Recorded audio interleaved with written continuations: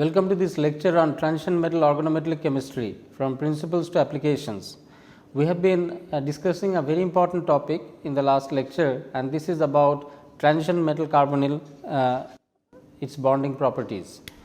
In transition metal carbonyl bonding properties that we have been studying, what we saw is that in order to understand metal carbonyl transition metal carbonyl bond, we need to first understand carbon CO bond or carbon monoxide bond, and this to understand this we have treated this metal carbonyl interaction with regard to molecular orbital theory, particularly constructing the molecular orbitals of carbon monoxide, and this we have done by looking at how the atomic orbital of carbon and atomic orbital of oxygen combine to give the carbon monoxide molecular orbital. Now, having done this construction of molecular orbital in the previous lecture, what we had discussed upon is frontier molecular orbitals of the carbon monoxide which interact with the frontier atomic orbitals of the metal. And what we had seen that frontier molecular orbitals of the carbon monoxide consist of sigma orbital on carbon which contains the lone pair, and that can be given as something like this.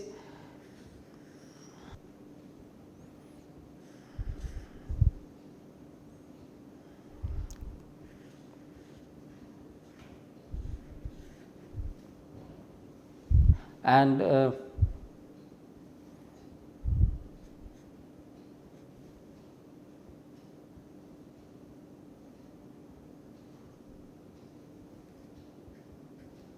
it has the lone pair. So, this is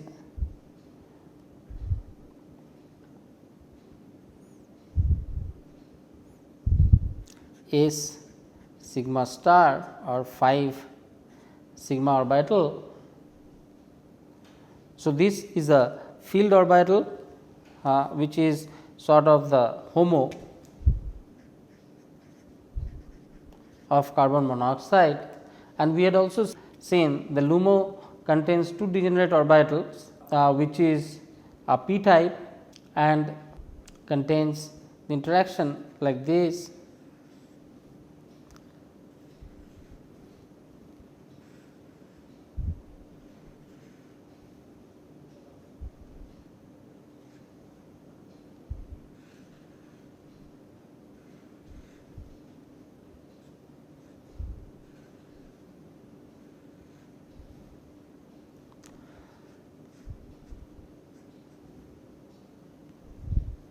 So, this is a pi star orbital, and similarly there can be a CO pi orbital corresponding to that.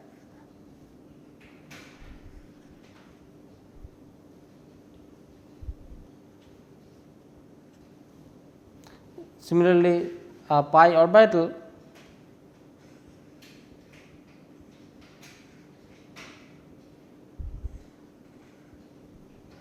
which is CO pi.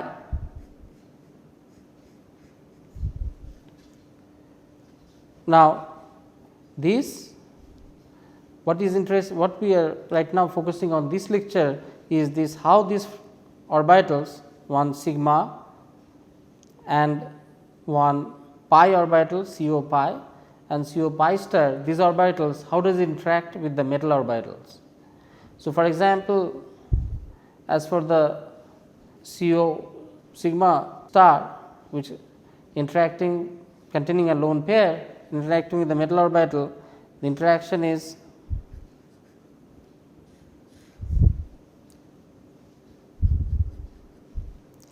so this is empty and this is filled,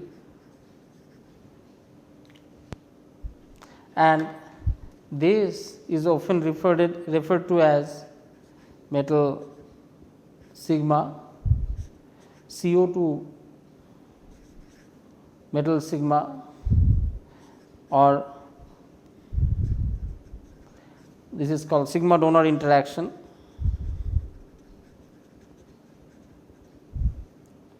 where the interaction is happening over here.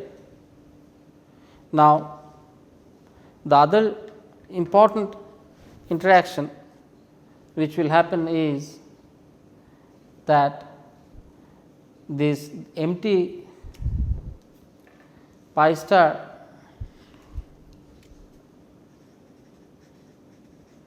will interact with filled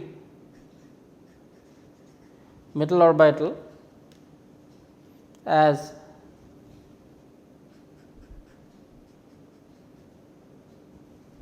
shown over here, and this is called metal pi to CO 2 pi or pi acceptor back bonding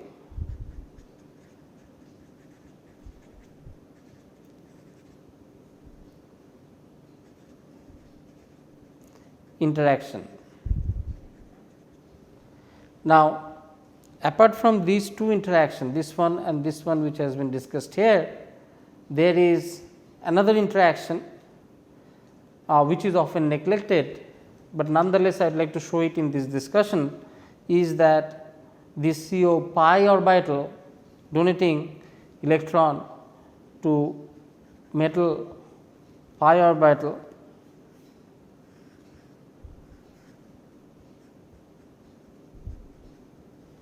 which is empty, and this is filled, and this is called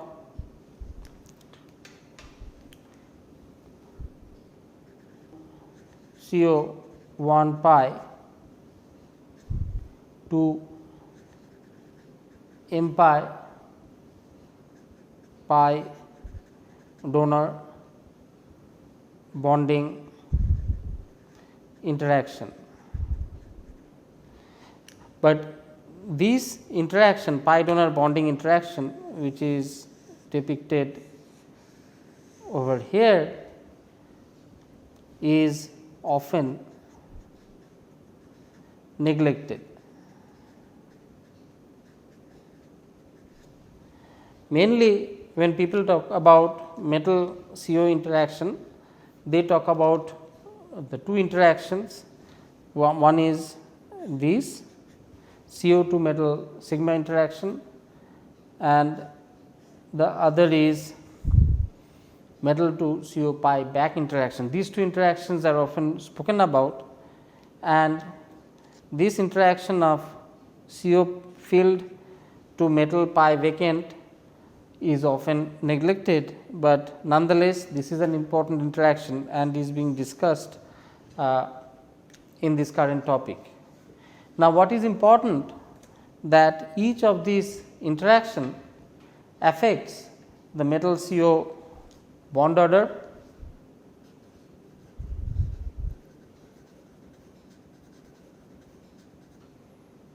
also bond order of CO and stretch new CO stretching frequency.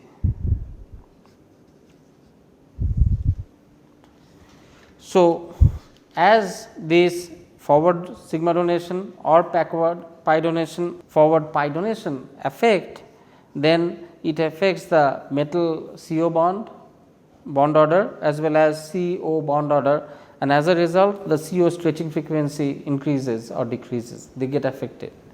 Now, what has been observed is that as the metal C bond order increases because of sigma donation of the carbonyl, if the sigma donation increases, then metal C bond order increases.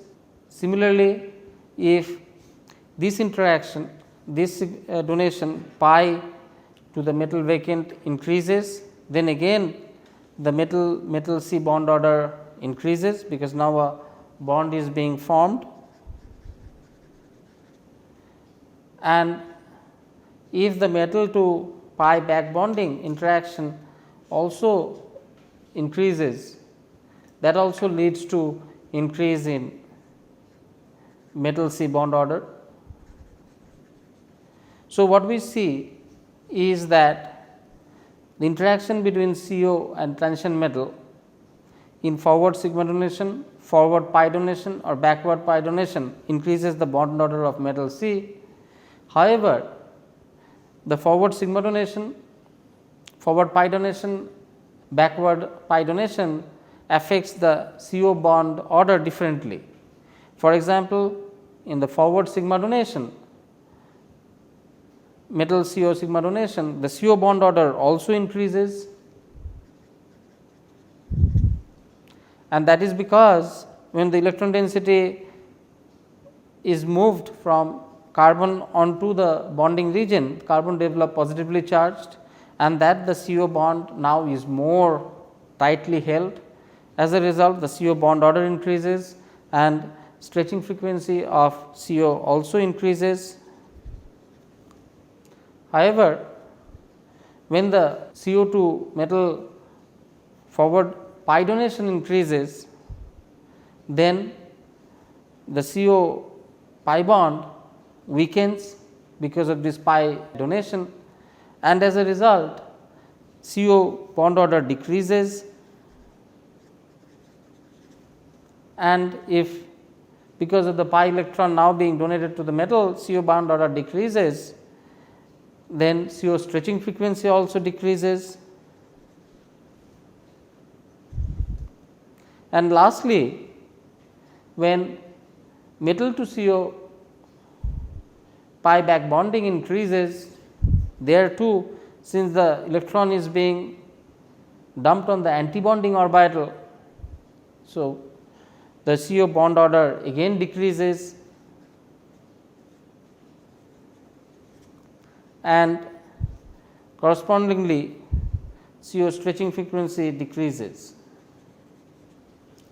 Now, what we come to see is that this CO stretching frequency is an important experimental marker that can reflect on this three interaction, this one forward sigma donation, forward pi donation as well as backward pi donation. And from the increase or decrease or variation of the CO stretching frequency, one can have an insight into the extent of forward donation that CO is undergoing with the metal orbital, or the extent of backward donation that the metal orbital is undergoing with CO.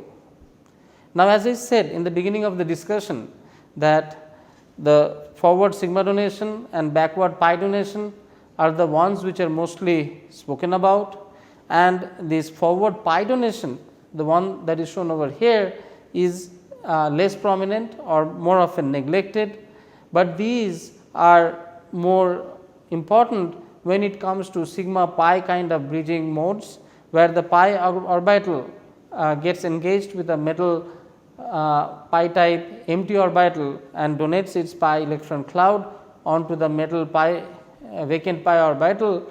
As a result, since the electron density of the bonding pi orbital is given to the vacant metal d orbital of appropriate symmetry, the pi bond weakens, and as the pi bond weakens, the CO bond order decreases and CO stretching frequency decreases. Now, as for the metal to carbon pi star pi back donation, the electron donates onto the pi star orbital. Now, if pi star orbital gets strengthened, that means the CO bond order decreases, and as a result the CO stretching frequency decreases.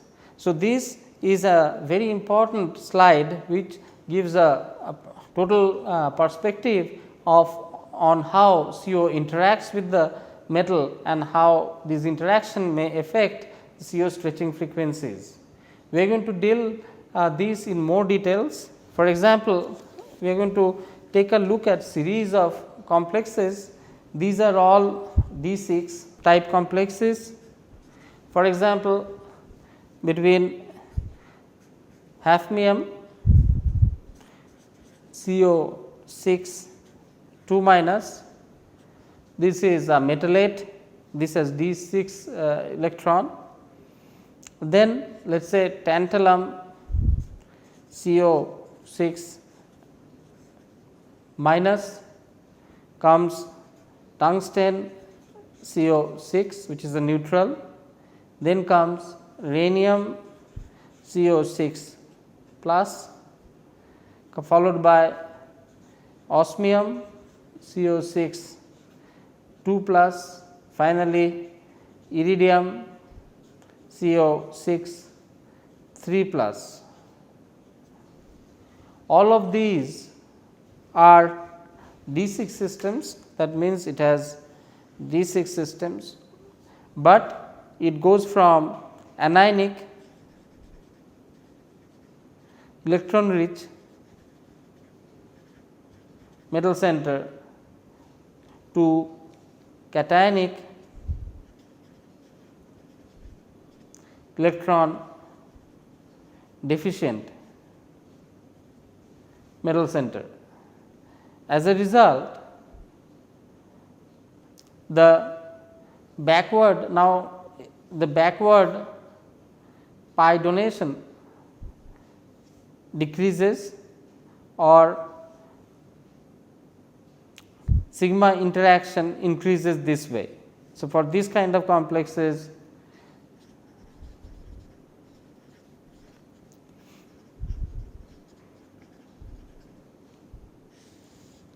so more on the right hand side, the less is the back donation and more is the sigma interaction, and on going from right to the left,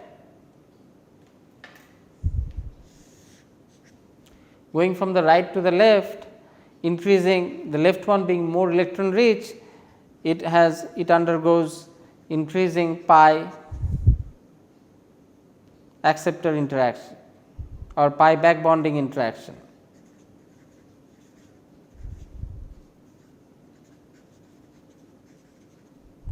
So, on one side, on the left hand side, we have anionic electron rich complexes, on the right hand side we have cationic electron deficient complexes which will not undergo pi back donation.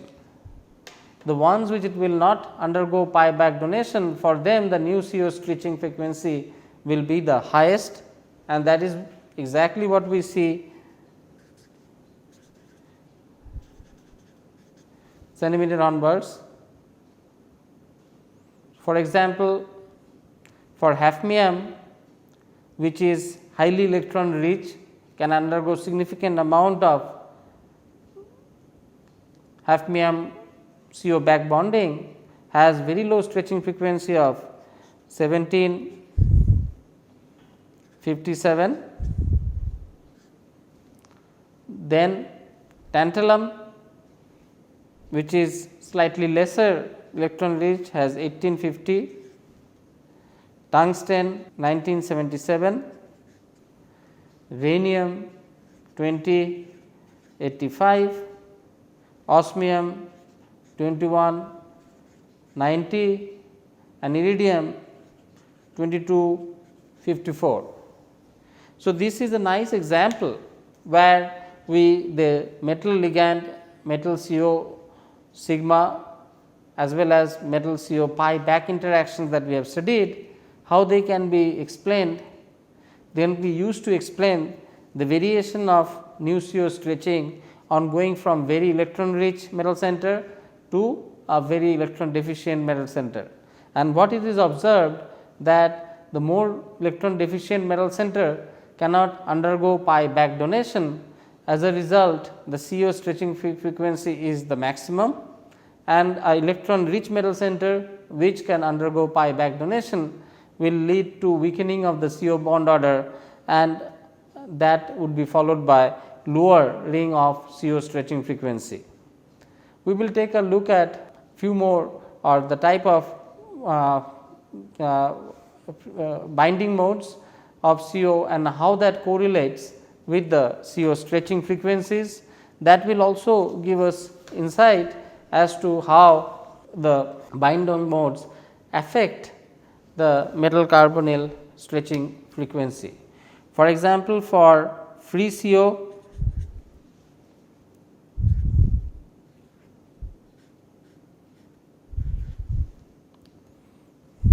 the new CO stretch is 2143. For terminal CO,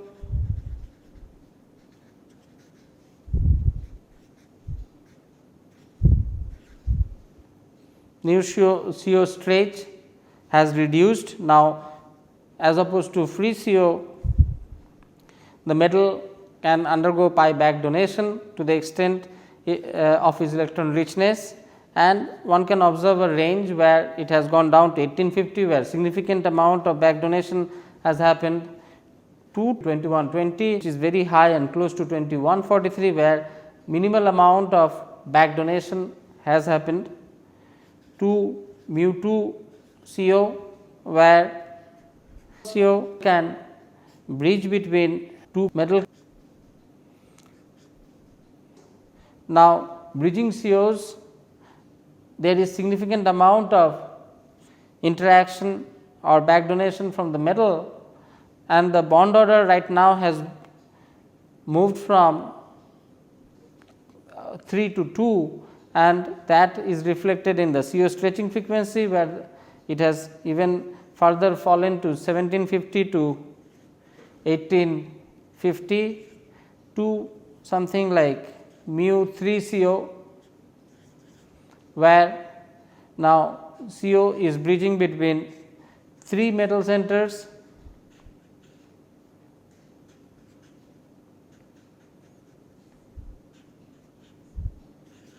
and for that this has also fallen substantially from 1620 to 1730. So, what we see is that there is a huge amount of correlation happening between the binding modes of CO and the corresponding stretching frequencies, and what one sees is that if one goes from free carbonyl on the way to terminal metal carbonyl, where carbonyl is bound to 1 metal, to the mu 2 bridging type, where carbonyl is bound to 2 metals, to mu 3 bridging type, where carbonyl is bound to 3 metals. In all of the cases, the stretching frequency decreases on going from 2143 to 1850 to 2120 to 1750 to 1850 to 1620 to 1730. Now, electron density of the metal, which is reflected or ascribed by the charge on the metal, leads to variation in electron density, and that can be seen for these following kind of complexes. These are all D10 complexes. Let us say nickel tetracarbonyl, which has a new CO of 2060. Now, when it becomes to cobalt tetracarbonyl, this is also a D10 system. Now, this being monoanionic, so metal is more electron rich, and now the new CO has further decreased because of extensive back bond donation to 1890, then to iron tetracarbonyl for 2 minus, which again is a D10 system. Now, it is dianionic, it even goes further to 1790. So, what we see is as the metal center is more electron rich, then the metal to CO pi star back donation increases. As a result, the CO stretching frequency decreases. The same is observed in another set of D6 systems. For example, MnCO 6 plus, which is a D6 system. Now, this being a cationic complex has cannot undergo too much of back donation, and hence now the CO stretching frequency is quite high, because there is very little back donation happening from cationic manganese onto the CO pi star, as a result leading to very high CO stretching frequency. Then another chromium CO6, this is the neutral D6 compound, where relative to manganese cationic compound significant amount of back donation happens, and now 2090 has reduced to 2000 centimeter inverse, to finally going to anionic VCO6 minus, where metal is more electron rich, back donation is permitted, and then this has even gone further to 1860.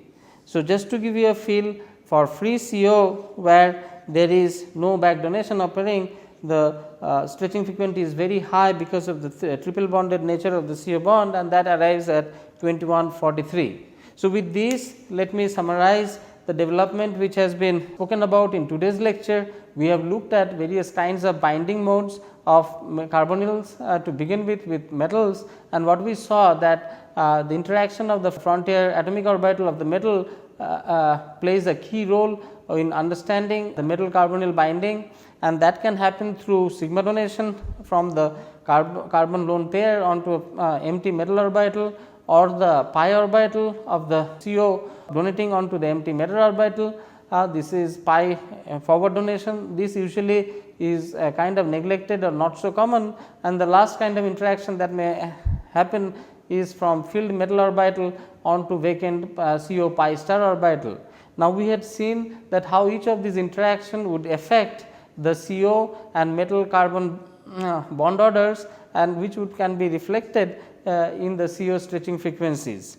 On that in mind, we have taken a look at some of the examples where we saw that variation of metal electron richness of the metal for a particular valence orbital, let us say for D6 or D10 systems that we have looked at, that we saw that as one goes from electron rich to electron deficient metal center, we see that with the decrease in the back donation, the CO stretching frequency increases for electron deficient metal center. So, we have also discussed about the correlation of types of bridging with regard to terminal or mu 2 CO or mu 3 CO of carbonyl with the metal center with respect to how they affect the stretching frequencies of the CO bond. So, with that, let me conclude today's lecture, where we have given a brief as well as very detailed discussion on how the CO stretching frequencies can be actively used in understanding the type of interaction that may happen between those frontier orbitals of CO with that of the frontier atomic orbitals of the metal, and how these interaction will help detect or determine the kind of stretching frequencies or variation in stretching frequencies that one observed. So, with that I would like to thank you for being with me in this lecture, and I am going to take up more detailed reactivity studies and other properties of metal carbonyl complexes, which are crucial to understanding this important class of compounds in the next lecture. Till that time, goodbye, and I look forward to being with you in the subsequent lecture. Thank you.